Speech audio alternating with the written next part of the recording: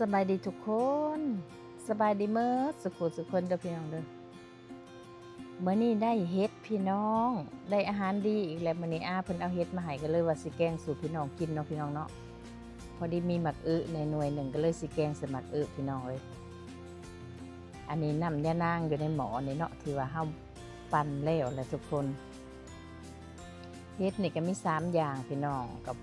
พอดีมีเฮ็ดเข็มทองในห่อหนึ่งแล้วก็เฮ็ดอันไวบีสเนี่ยเนาะพี่น้องเฮ็ดขาวหั่นน่ะพี่น้องแล้วก็เฮ็ดอันนี้มันจะคือเฮ็ดกับแก่เด้อเพิ่นเอามาให้นี่เฮ็ดอันนี้แซ่บได้ทุกคนมันจะคือเฮ็ดกับแก่บ้านเฮาหั่นแหละพอดีมื้อนี้ได้โอกาสดีแน่เนาะพี่น้องบังเอิญมันก็มีหมักอึแน่ก็เลยสิได้แกงใส่หมักอึถ้าแม่นบ้านเฮาก็หมักแกงใส่หมักบวบเนาะพี่น้องเนาะอันนี้แม่นต้มในกระดูกหมูพี่น้องต้มให้มันเปื่อยมาบัดนี้เฮามาเตรียมตำข้าวเบื่อเฮาบัดข้าวเบื่อก็ใส่หลายเติบอยู่ได้พี่น้องให้มันสิขุ่นๆในเนาะแกงเฮ็ดแล้วก็ใส่มักพริกแห้งเฮาลงไปเฮ็ดสิเผ็ดๆในจักหน่อยเฮาก็ตำให้มันแหลกคือเฮาเคยเฮ็ดหั่นแหละพี่น้องตำข้าวเบื่อเนาะแหลกแน่บ่แน่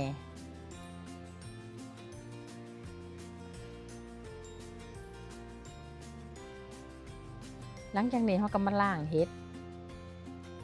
อันนี้เฮ็ดในกระถุงนี่เฮาล้างแล้วเลยเฮาก็สิได้เอาเฮ็ดนี่ไปลงหม้อเลยพี่น้องหลังจากเฮาล้างแล้วเฮาเอามาลงเพราะว่ากระดูกหมูเฮาซีมเบิ่งแล้วมันเปื่อยแล้วพี่น้องเฮาก็เอาเฮ็ดเฮามาลงเลยบาดนี้แกงแบบง่ายๆสบายๆเนาะทุกคนก็ตามด้วยหมักอึเฮาลงไปหมักอึหน่วยหนึ่งก็ใส่เมดหน่วยเลยพี่น้องมันก็สิรสชาติออกหวานเฮ็ดแล้วก็มันๆหมักอึ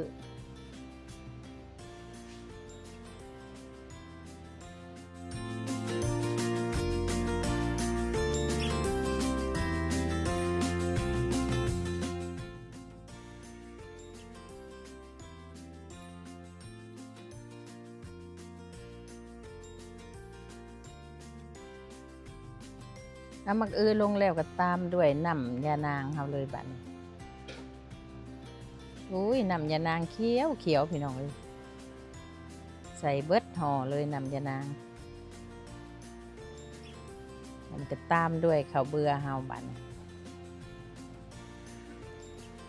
วันนี้เฮาคนให้มันเข้ากันดีแหละมิจะรอถามันฝดพอดีเนาะพี่น้องน้ำกับตอนพอดีบัดนี้หลังจากมันฝดแล้วเฮาก็สิได้เอาน้ำปลาแดกเฮาลงไปเลยบัดนี้พี่น้องตามด้วยน้ำปลาแดกก็น้ำปลาแดกสำเร็จรูปพี่น้องบ่ได้มีตอนได้มีแต่น้ำซื้อเอาในตลาดแบบสบายโลดพี่น้องเอ้ย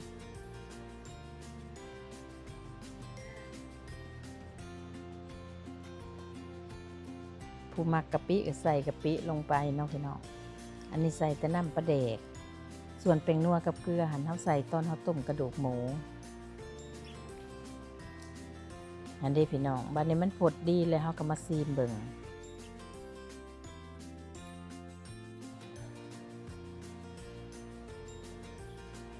บัดนี้หลังจากเฮาซีมพอดีแล้วพี่น้องบัดนี้เฮาก็สิตามด้วยผักขะแยงเฮาลงไปเลยบัดนี้ผักขะแยงนี่มันผักขะแยงฟรีเซอร์พี่น้องผักขะแยงตู้เย็นเนาะพี่น้องเนาะผักขะแยงแม่เพิ่นปลูกเพิ่นเอามาให้ก็เลยได้แกงใส่เฮ็ดซะยังว่าเอาแล้วบัดนี้พี่น้องมาจัดเสิร์ฟกันบัดนี้ตักถ้วยวักใหญ่โลดมาเด้อพี่น้องเอ้ยมากินนำกันเด้อแกงเฮ็ดแซ่บๆใส่หมัก